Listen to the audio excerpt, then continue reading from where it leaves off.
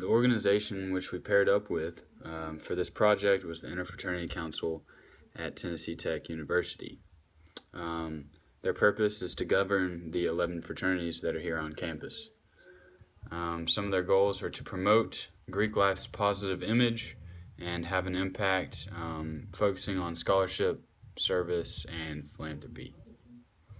Their functions are dealing with the day-to-day operations of Greek life, including hosting seminars such as the one that we did, and hosting meetings and judicial hearings and things of that nature.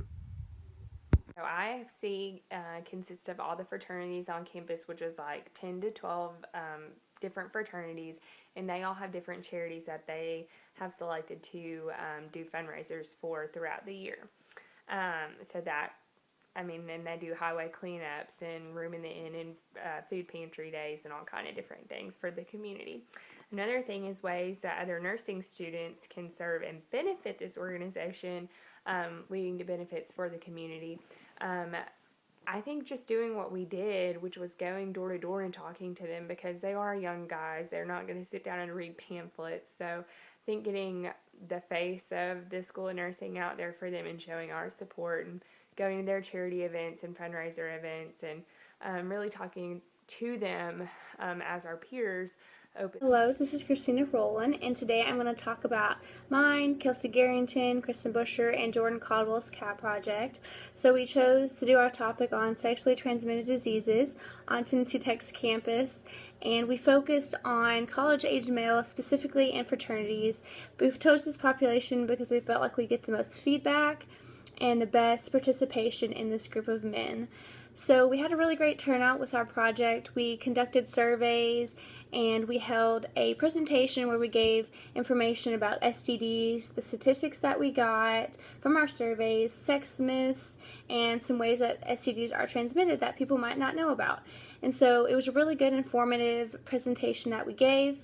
The surveys that we got, we handed them out to fraternities, and we also created a survey online that we sent to the fraternities and got better participation that way. And so overall, we had really good participation. Like I said, it counted for some of the fraternity risk management, which encouraged them to go to our presentation. We had about 150 people show up, and we had about 400 condoms to pass out, and probably over 100 pamphlets that we gave out that were supplied from the infirmary.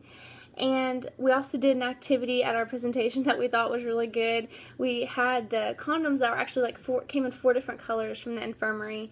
And so we had one of the colors be STD free and the other 3 colors be like the top STDs going around right now. And we passed them out to all the guys, like 1 per person.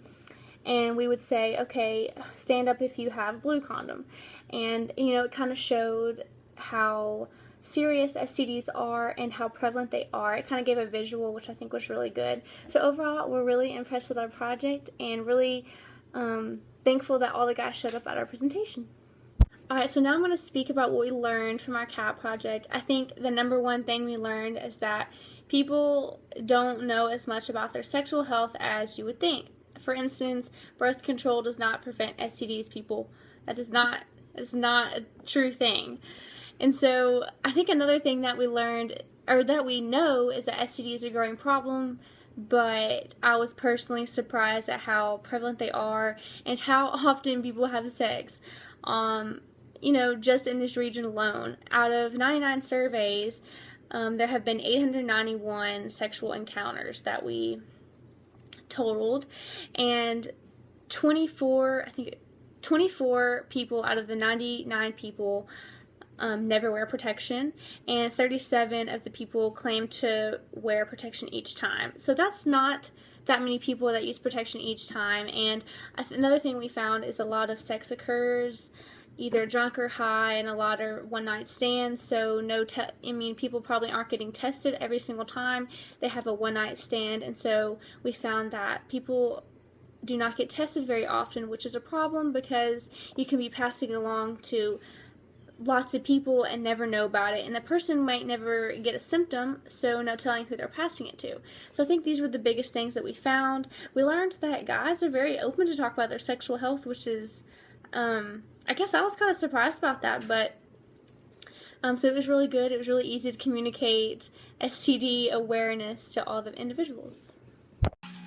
I feel like the organization and the community benefited greatly from our CAP project because not only did they see more signs and symptoms of the different STDs that we presented them, but they were able to find out places to get tested. We found there were so many people that had never been tested, and they said they didn't have any STDs, but how are they really going to know if they've never been tested? And I think a lot of them either haven't been tested because they think it costs money, they don't know where to go, and that was something that we gave them. We gave them a list of 4 different places that you can be tested, and also different areas. There's one in Cookville, there's one in Lebanon, and a few other places where they can go to be tested for free along with the infirmary on Tech's campus. Like I said, we showed them the different types of STDs that there are, the different signs and symptoms, how a lot of them don't have signs and symptoms, and I think that really benefited them because they were kind of shocked to see that there are so many that don't have signs and symptoms, and they could be living with an STD now and have no idea, especially with the amount of sexual partners that they have had. And I think that really benefited them in that aspect because now they know that they could be living with an STD and have no idea about it, and on top of that, giving them those resources to be able to go get tested and to know that there are other places that they can go besides Tech's campus if they would like to keep it more discreet. I definitely feel like we have more potential for future opportunities with this organization because me, Jordan, Kristen, and Christina were all involved in Greek life. They were more open to coming and listening to us because they knew who we were, they knew about us, and they knew that we've kind of had the same experiences as they have. So that kind of put our foot in the door and opened that up for them to want to come listen to us. And I think that because they came and listened to us and we didn't present it as basic PowerPoint, this is the information that we're giving you and this is what it is, so black and white, we kind of made it a little more fun. We gave them a little more activities as opposed to just standing up there talking for an hour. But that kind of made it a little more fun. So I feel like they would be more open to coming to listen to us talk about whatever topic we had in the future, or coming to any other service events that we did have because of that reason right there, that we made it fun, we made it interesting, and they knew us. And I definitely think that benefited us in a big way because we did make it not quite as boring, because if you go to an event and it's fun and it's enjoyable, you're going to want to go back. No matter if it's the same topic or a different topic, it's the fact that you had fun while you were there, so you learned something and you enjoyed it. And I think that was the biggest thing for us, was that we didn't make it so straightforward and plain of just information on information. We made it fun and enjoyable, and I think that is something that's the biggest thing that benefited us and will give us the opportunity for more future service endeavors.